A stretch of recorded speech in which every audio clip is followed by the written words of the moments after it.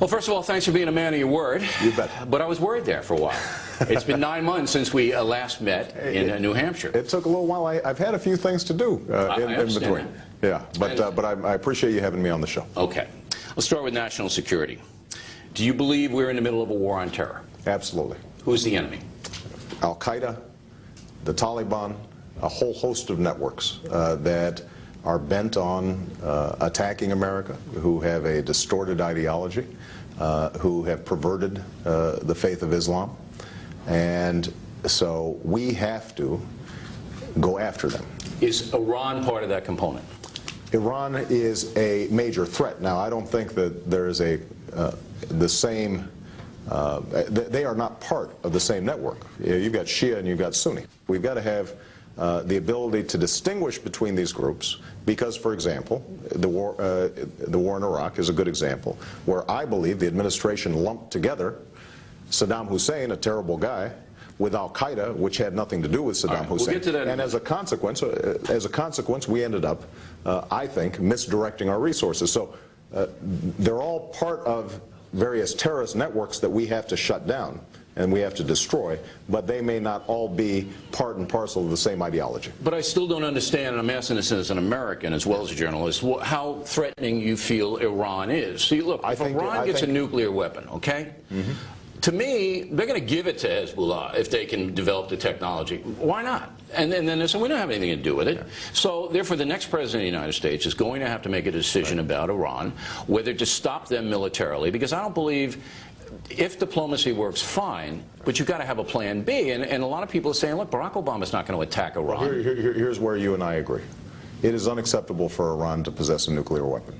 It would be a game changer. And I've said that repeatedly. I've also said I would never take a military option off the table. But would you prepare for one? Well, listen. That's the question, though, Senator. Anybody can say option. Would you prepare for it? Look, it is not appropriate for somebody who is one of two people who could be the President of the United States to start tipping their hand in terms of what their plans might be with respect to Iran. It's sufficient to say I would not take the military option off the table and that I will never hesitate to use our military force in order to protect the homeland and United States interests. But where I disagree with you is the notion that we've exhausted every other resource.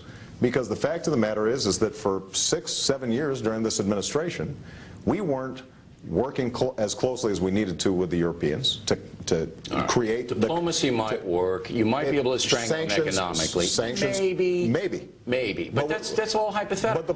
But everything is hypothetical, but the question is, are we trying to do what we need to do to ratchet up the pressure on them, to change their... Okay, we'll assume that you're going to ratchet everything you can ratchet. Right. But I'm going to assume that Iran's going to say, blank you, we're going to do what we want. And I want a president, whether it's you or McCain, who says, you ain't doing that. All right, let's go to Iraq. I think history will show it's the wrong battlefield, okay? And I think that you were perspicacious in your original assessment of the battlefield. I appreciate that. I think you were desperately wrong on the surge. And I think you should admit it to the nation that now we have defeated the terrorists in Iraq, and the Al-Qaeda came there after we invaded, as you know. Right. Okay? We've defeated them. Right. If we didn't, they would have used it as a staging ground. We've also inhibited Iran from controlling the southern part of Iraq by the surge, which you did not support. So why won't you say, I was right in the beginning, I was wrong about that? You know, if you listen to what I've said, and I'll repeat it right here on this show, I think that there's no doubt that the violence is down. I believe that that is a testimony to the troops that were sent and General Petraeus and Ambassador Crocker. I think that the surge has succeeded in ways that nobody anticipated, by the way, including President Bush and the other supporters. It has gone very well, partly because of the Anbar situation and the Sunni awakening, partly because the Shia wouldn't have been a surge. Well, look. No. If it were up to you, there wouldn't have been a surge. No. You and Joe Biden, no surge. Hold on a second, Bill. If you look at the debate that was taking place, we had gone through 5 years of mismanagement of this war that I thought was disastrous. And the president wanted to double down and continue on an open-ended policy that did not create the kinds of pressure on the Iraqis to take responsibility and reconcile. Well, look,